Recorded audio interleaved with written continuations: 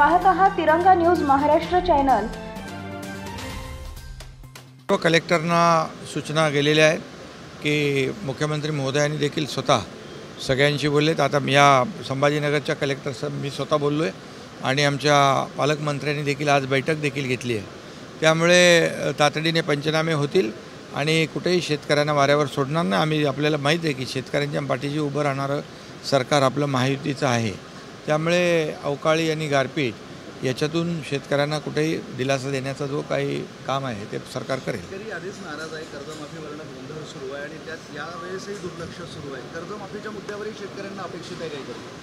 नाही बघा, आता आम्ही निवडणुकांमध्ये जो काही वचननामा दिलेला आहे त्या वचननाम्यामध्ये जे काय आम्ही जनतेला आश्वासन दिलेली आहे, आता बघा सुरुवात झालेली आहे। आता एक एक करून आम्ही पुढे जातो टप्प्याटप्प्याने। त्यामुळे आणि आपण लाडकी बहीण योजना, त्याचं येणारं सगळं काही आपल्याला लागणारे पैसे, विकासाला पैसे, ज्या योजना सुरू आहेत त्या सुरू ठेवण्याला पैसे, हे सगळं करता करता आपण जे आम्ही बोललो आहे, जे आम्ही निवडणुकीला वचननाम्यामध्ये जे मुद्दे आम्ही आणि जी आश्वासनं दिलेली आहेत ते आम्ही टप्प्याटप्प्याने पुढे पार पाडणार। हा प्रिंटिंग मिस्टेक, आमचं प्रिंटिंग मिस्टेक करणारं सरकार नाही। आम्ही जे बोलतो ते करतो आणि लोकांनी आम्हाला भरभरून मतदान केलेलं आहे, लँडस्लाईड मॅन्डेट मिळालेलं आहे। त्यामुळे आमची जबाबदारी आहे आणि आम्ही एक टीम म्हणून काम करतो आहे। त्यामुळे तुम्ही आता मी जेव्हा आश्वासन दिलं किंवा आम्ही जेव्हा तिघंही बोलत होतो त्या निवडणुकीच्या पूर्वी, तेव्हा हेच सांगत होतो की जशी सरकारची आर्थिक परिस्थिती मजबूत होत जाईल आणि शेवटी आपल्याला सगळ्या गोष्टी सगळं सांभाळायचं आहे। आज सरकारचं विकासाचे प्रकल्पही करायचे आहेत, आपल्या संजय गांधी निराधार बाळ, श्रावण बाळ योजना, अशा योजनाही गरिबांच्या सुरू ठेवायच्या आहेत, लाडकी बहीण योजनाही आपण सुरू ठेवते।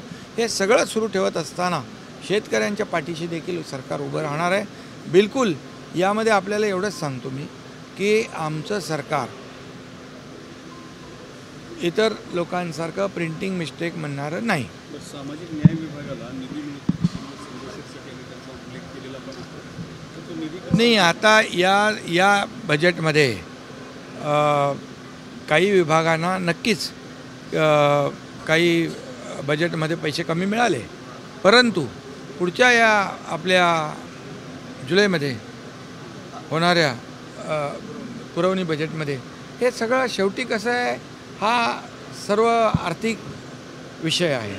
त्यामुळे सरकार म्हणून आम्ही सगळ्यांनी मिळून आमची कलेक्टिव्ह जबाबदारी आहे। कुठल्याही डिपार्टमेंटवर अन्याय करण्याचं कुठलीही भावना सरकारची नाही, भूमिका नाही। आणि आता कमी मिळाले असतील सगळ्याच डिपार्टमेंटला काही पैसे आपल्याला थोडी काटकसर करावी लागली असेल, परंतु पुढे ती भरून काढली जाईल। अजित पवार शरद पवार एकत्रित येण्याची अरे बाबा, आज आम्ही सहकारला 150 वर्ष झाली आणि म्हणून आपली जी राज्य सहकारी बँक आहे त्याचा कार्यक्रम होता। मी होतो तिकडे, शरद पवार साहेब होते, अजित पवारजी होते, मुख्यमंत्रीजी होते, गडकरी साहेब होते। त्यामुळे तो 150 वर्षाचा मोठा कार्यक्रम होता। त्या कार्यक्रमानिमित्त आम्ही सर्वजण एकत्र आलो होतो। त्यामुळे आता तुम्ही आता त्यांच्या दोघांतला सहकार जास्त वाढतोय बघा।